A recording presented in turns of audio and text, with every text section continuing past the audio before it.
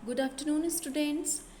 मैं किरण देवी, प्रवक्ता मनोविज्ञान शाला उत्तर प्रदेश प्रयागराज। आज हम लोग चर्चा करेंगे कार्य की प्रकृति, कार्य के प्रेरक तथा कार्य का व्यक्ति के जीवन पर क्या प्रभाव पड़ता है।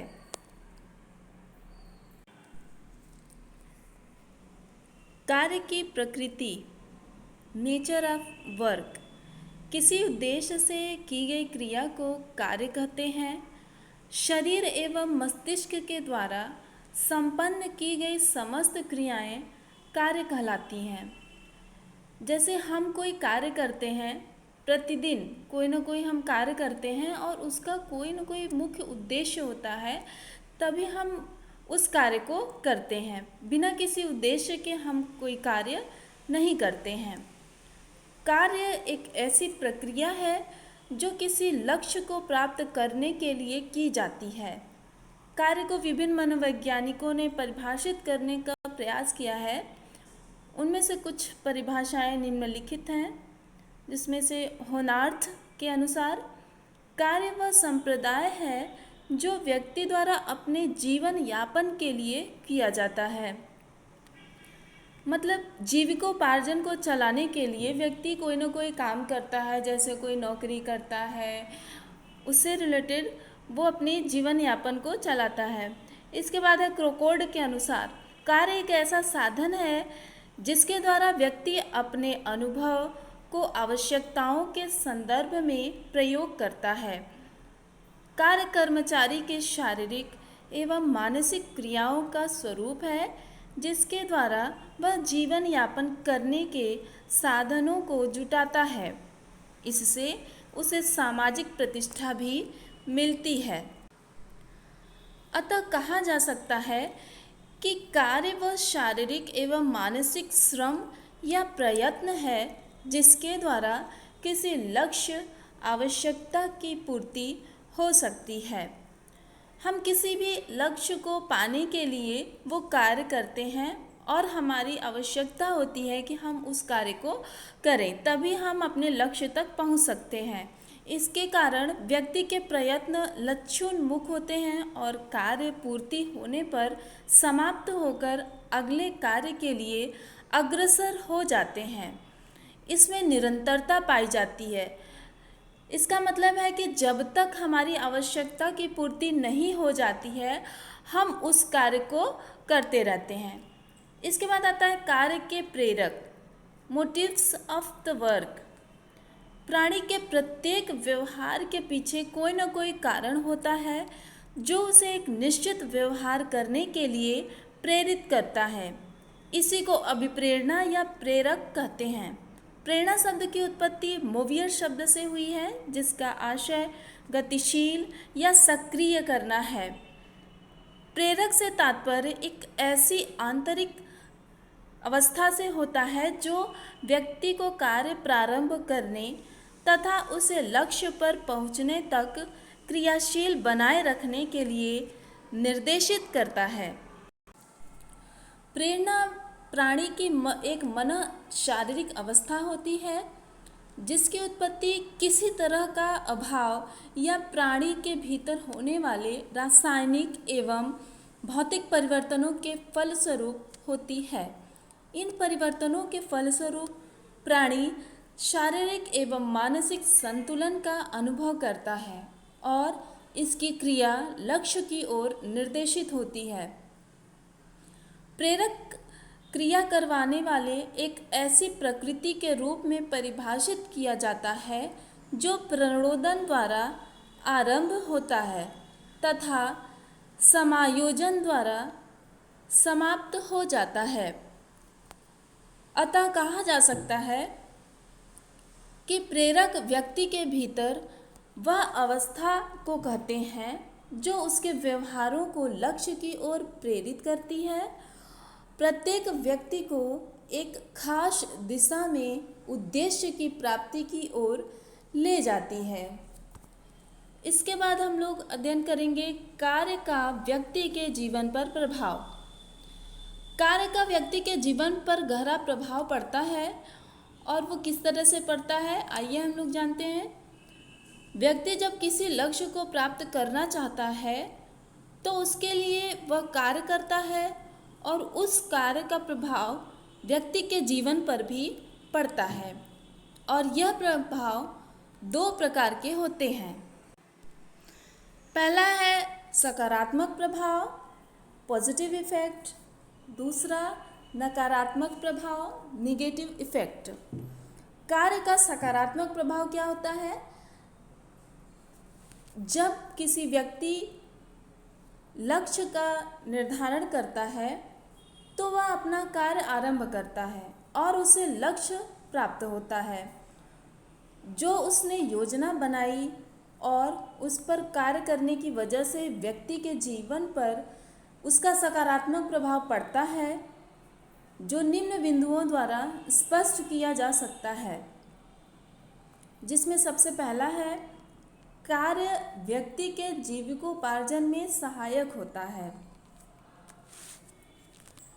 व्यक्ति अपने जीवन में जो लक्ष्य बनाता है वह कहीं न कहीं उसके जीविकोपार्जन से भी संबंधित होता है, इसलिए वह लक्ष्य के प्रति जो कार्य करता है वह उसके जीवन यापन में सहायक होता है। दूसरा है आत्मविश्वास एवं आत्मनिर्भरता। व्यक्ति अपने जीवन में जब अपना तय किया गया लक्ष्य प्राप्त कर लेता है तो उसमें आत्मविश्वास की उत्पत्ति होती है तथा साथ ही साथ वह उस कार्य को करता रहता है, जिससे उसकी आवश्यकताओं की भी पूर्ति होती रहती है। उसे उस कार्य से जो धन प्राप्त होता है उसमें वह आत्मनिर्भर बनता है। तीसरा है सामाजिक स्वीकृति एवं सम्मान। मनुष्य एक सामाजिक प्राणी है तथा वह समाज में अपनी स्वीकृति व सम्मान चाहता है। प्रत्येक व्यक्ति समाज में अपना सम्मान चाहता होता है, जिसके लिए वह निरंतर कार्य करता है।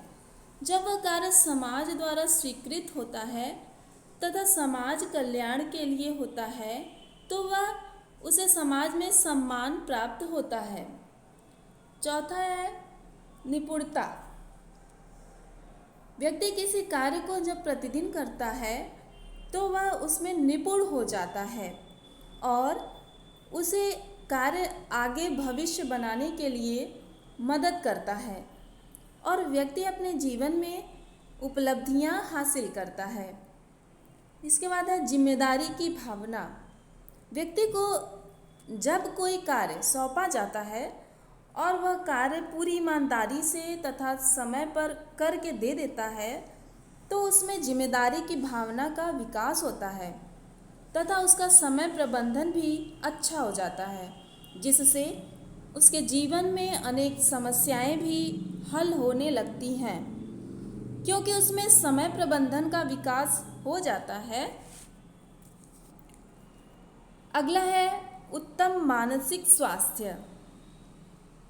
कार्य करने से व्यक्ति अपनी जिंदगी में व्यस्त रहता है और जब वह अपने लक्ष्य को प्राप्त करता है तो उसे अपने ऊपर विश्वास हो जाता है कि वह अमुक कार्य कर सकता है। व्यक्ति को जब सफलता मिलती है तो उसकी मानसिक स्थिति भी उत्तम रहती है, उसे प्रसन्नता होती है, जो उसके जीवन को प्रभावित करता है। दूसरा है नकारात्मक प्रभाव, नेगेटिव इफेक्ट। कार्य का व्यक्ति के जीवन पर नकारात्मक प्रभाव भी पड़ता है, जो निम्नलिखित है। सबसे पहला है कार्यभार एवं तनाव। जब व्यक्ति ऑफिस या घर पर अत्यधिक कार्यभार लेकर कार्य करता है तो उसकी मनोस्थिति ठीक नहीं रहती है।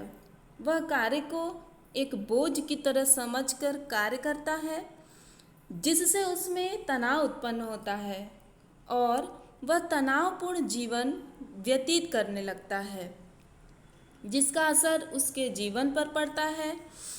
तनाव की स्थिति में वह अपना सारा गुस्सा घर आकर बच्चों पर या घर के सदस्यों पर और घर का गुस्सा ऑफिस में निकालता है, जिससे उसका जीवन अस्त व्यस्त हो जाता है। दूसरा है कार्य क्षमता का उत्पादन पर प्रभाव।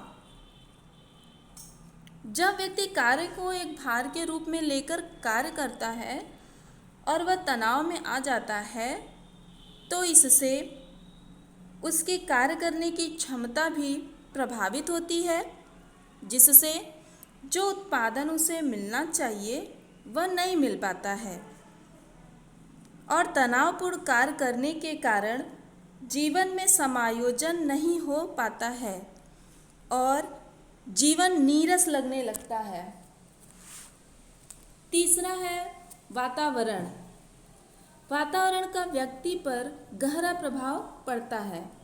वह जिस संस्था में कार्य कर रहा है वहाँ का वातावरण कैसा है, इसका प्रभाव उसके ऊपर तथा उसके कार्य के ऊपर अवश्य पड़ता है।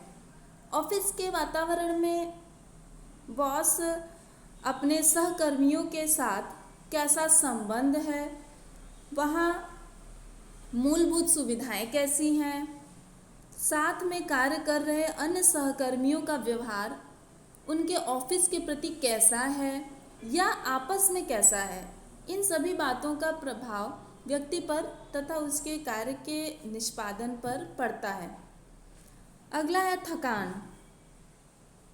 ऑफिस में कार्य की अधिकता के कारण व्यक्ति अधिक थक जाता है, जिससे वह घर आकर किसी भी व्यक्ति को समय नहीं दे पाता है, जिससे उसके रिश्तों में भी दूरियां आने लगती हैं और उसका जीवन भी अस्त व्यस्त होने लगता है।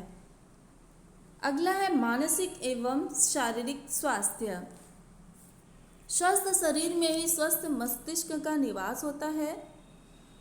जब तक व्यक्ति अपने शरीर को स्वस्थ नहीं रखेगा, तब तक वह मानसिक रूप से भी स्वस्थ नहीं रहेगा।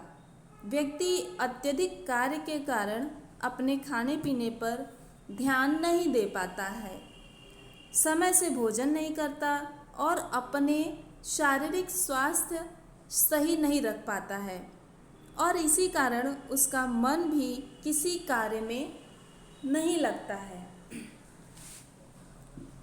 तो हम लोगों ने यह जाना कि कार्य का व्यक्ति के जीवन पर सकारात्मक प्रभाव भी पड़ता है और नकारात्मक प्रभाव भी पड़ता है। अतः सबसे बड़ा जो नकारात्मक कारण यह है कि व्यक्ति के दबाव में अपने स्वास्थ्य पर, व्यक्ति जो कार्य करता है उसके दबाव में अपने स्वास्थ्य पर ध्यान नहीं दे पाता है, जिससे उसके दैनिक जीवन में भी काफ़ी कठिनाई उत्पन्न होने लगती हैं, काफ़ी समस्याएं उत्पन्न होने लगती हैं। तो आज हम लोगों ने चर्चा किया कि कार्य की प्रकृति क्या होती है, कार्य किसे कहते हैं, कार्य के प्रेरक क्या होते हैं तथा कार्य का व्यक्ति के जीवन पर क्या प्रभाव पड़ता है। धन्यवाद।